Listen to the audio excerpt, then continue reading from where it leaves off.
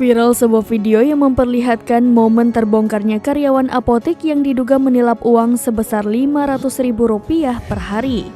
Peristiwa ini terjadi di apotek sehat yang berlokasi di Jalan Kompleks Pasar Sentral Pangkacini, Kecamatan Maritengni, Kabupaten Sidrap, Sulawesi Selatan.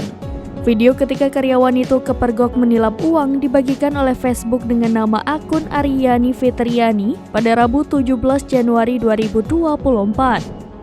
Dalam video, terlihat seorang ibu memakai hoodie berwarna abu-abu emosi dan kesal membongkar isi sebuah tas. Namun ada seorang perempuan yang merupakan karyawan apotek itu memakai baju garis-garis berdiri bergeming.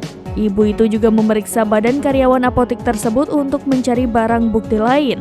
Sementara dalam isi tas tersebut terlihat sekumpulan uang pecahan Rp100.000, Rp50.000, Rp20.000, Rp10.000 hingga Rp5.000.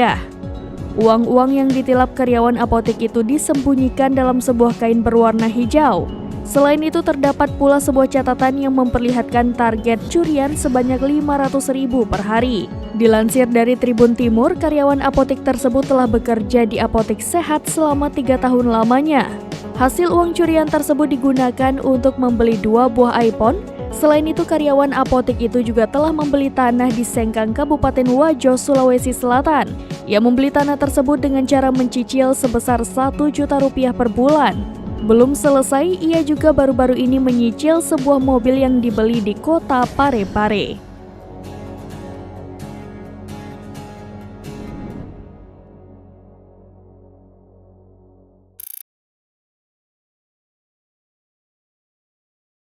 Download Tribun X sekarang, menghadirkan lokal menjadi Indonesia.